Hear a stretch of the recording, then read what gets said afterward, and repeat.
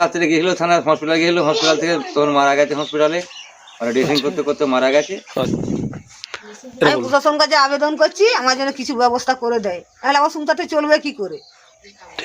HSC Habib media ও Shiakhala TV, আমি শেখ হাবিব রয়েছি আপনাদের সঙ্গে। আমি এই মুহূর্তে উপস্থিত আছি জাঙ্গিপাড়া ব্লক ফুলপুরা পঞ্চায়েত এলাকা, তালতলাহাট যে সাঁওতালপাড়া, এটা যে সাঁওতালপাড়া, এখানে এসছে যে একটি বাড়ি, মানে গতকাল যে গেল রাত্রিরে মানে 8টা নাগাদ ওই যে গণশামপুর, মানে ওই ঠিক রসপুরের আগে গণশামপুরে ওখানে একটা লরির সঙ্গে সাইকেলের অ্যাক্সিডেন্ট হয়। মানে ওখান থেকে হসপিটালে যায়, হসপিটালে যাওয়ার পর জাঙ্গিপাড়া হসপিটালে নিয়ে যায়, নিয়ে যাওয়ার পর ওখানেই উনি প্রাণ হারায়।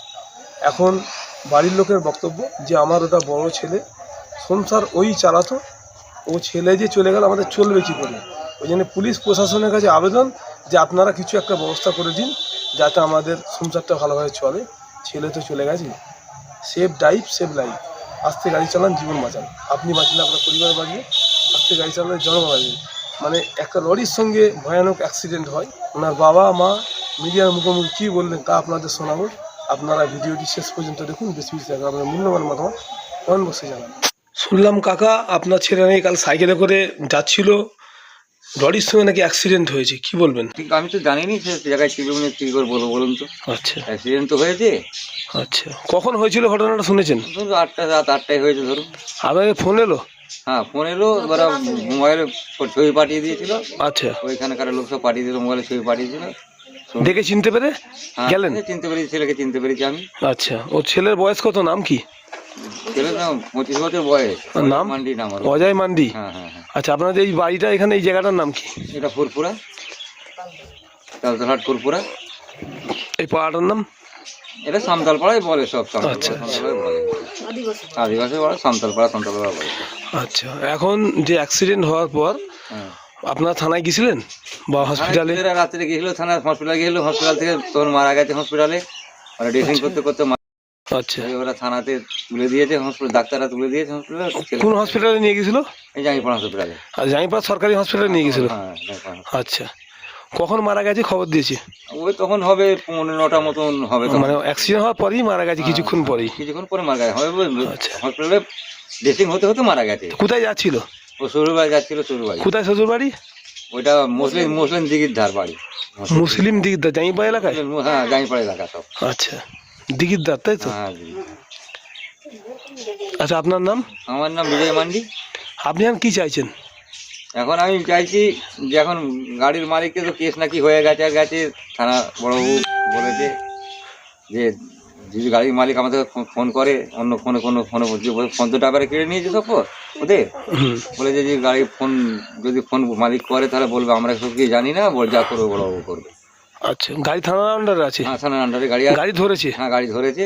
আচ্ছা, হচ্ছে ব্যাপার। আমি আমার ছেলের পরে ভরসা, আমার সংসারের ভরসা, আমার ছেলে চলে গেল, সংসার আমার চলবে কেমন করে। আচ্ছা, কটা ছেলে আপনার? আমার 2টো ছেলে। আর বড় না ছোট? এটা বড় ছেলে।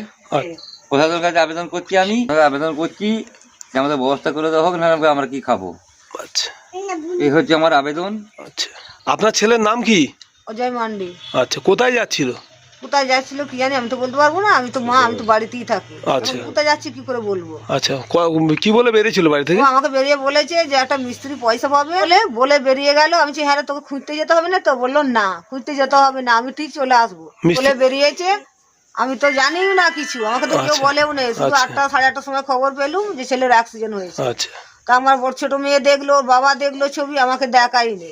আচ্ছা, আমাকে বললো আমার মাকে দেখাবে না, আচ্ছা, আমাকে দেখতেও দিল না। না দেওয়ার পরেতে আমার মনটা তো যা হচ্ছে খচখচ করছে যে সবাই চলে যাচ্ছে, আমাকে নিয়ে যায়নি কেন।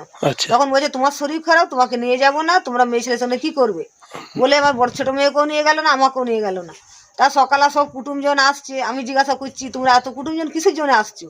ওরা বলছে না আমরা খবর শুনেছি যে ছেলে অ্যাক্সিডেন্ট হয়েছে, ওই জন্য আসছে। এই না, এত কুটুম তো লোক আসে না, আসছে কেন? তখন আমাকে বলছে যে না গো তোমাকে দেখতে আসছে। আমি তখন বলছি দেখতে আসছো? তখন আমার মনটা গাইছে যে এত লোক দেখতে আসছে, দেখার জন্য এবার এত লোক আসতে হয়। তখন আমার মন থেকে কান্না শুরু হচ্ছে। তখন বলছে না কাঁদিসনি, আমরা এমনি দেখতে এসেছি, কাঁদলে হবে না। আমি যদি কাঁদলে হবে না তাহলে এত লোক কেন এসেছিস তোরা? দিনকে দিন সব লোক আসছে।